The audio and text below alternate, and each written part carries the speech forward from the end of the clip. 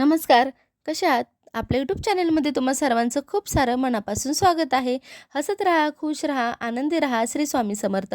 स्वामी महाराज तुमच्या मनातल्या सर्व चांगल्या इच्छा पूर्ण करो, ही स्वामीचरणी प्रार्थना. तर तुम्ही म्हणता आज काय दाखवते आहे ही दूध? तर मी दूध तुम्हाला दाखवत आहे हे बरोबर आहे. परंतु बऱ्याच आपल्या महिलांचं किंवा गृहिणींचं असं होतं की दूध आपण तापायला ठेवतो, परंतु त्याच्यावरती ना आपल्याला लक्ष ठेवायला लागतं. तर यावेळेस काय करायचं आहे पहा, छानपैकी दूध आपण उकळायला ठेवतो, तापवायला ठेवतो. अशा वेळेस आपण ना दुधावरती छान असा एक चमचा ठेवा किंवा चिमटा ठेवा. माझ्याकडे चिमटा आहे त्यामुळे मी ठेवलेला आहे.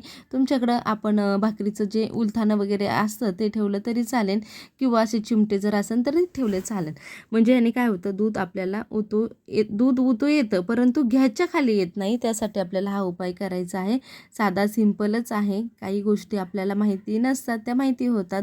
तर ठीक आहे. आणि अशा किचन टिप्स मी तुमच्यासाठी घेऊन आलेली आहे. तर आजच्या व्हिडिओमार्फत, छोट्याशा व्हिडिओमार्फत मी तुम्हाला दाखवायचा प्रयत्न करत आहे. तर पहा, तुम्हाला मी आता रिअल इथं दाखवत आहे की दूध आलं आपलं, म्हणजे दूध उकळत आहे आणि इथं मी चिमटा ठेवलेला आहे.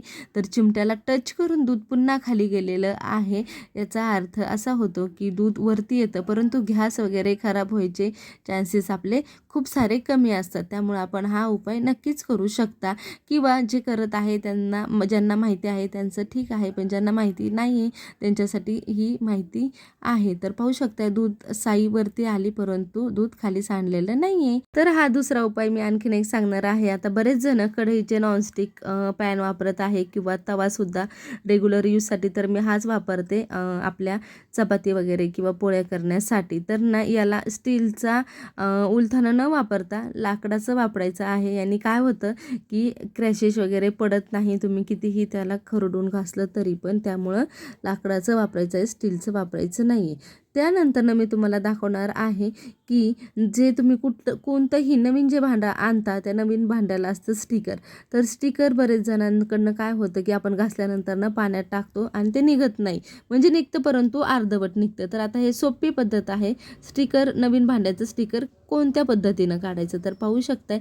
मी आता हे फोडणीचं पात्र आणलेलं होतं आणि याला काय करायचं, ह्याचं स्टिकर काढायचं आहे म्हणून एकदम मंद गॅसवरती हे थोडंसं लाईटली गरम करून घ्यायचं आणि ते स्टिकर पाहू शकताय तुम्ही की इझी स्टिकर हे एकदम निघतं. बऱ्याच जणांना माहीत असेल, पण ज्यांच्यासाठी नाही माहिती त्यांना मी हा उपाय सांगितलेला आहे. हे पहा तुम्ही, अगदी सहज हे स्टिकर निघून गेलेलं आहे. कुठलाही याच्यावरती डाग वगैरे पडलेला नाही आहे. तर हा सुद्धा उपाय मला महत्त्वाचा वाटला तुम्हाला सांगण्यासाठी, तर नक्कीच करून पहा.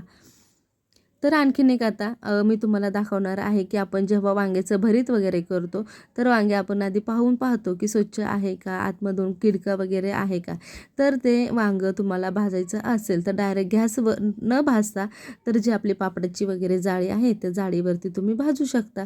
तर आता पावसाळा चालू झालेला आहे आणि पावसाळ्याच्या काळात ही चिंच आपले टिकत नाही. ही चिंच आपण सांबारसाठी किंवा कोणत्याही भाजीसाठी आपण चिंच वापरत असाल तर ती खूप दिवस टिकवण्यासाठी आपल्याला काय करायचं आहे पाहता, चिंच मी छान उन्हात वाळून घेतलेली आहे आणि या चिंचेला आपलं खडा मीठ आहे, ते खडा मीठ आपण छानपैकी असं चोळून घ्यायचं आहे, लावून घ्यायचं आहे.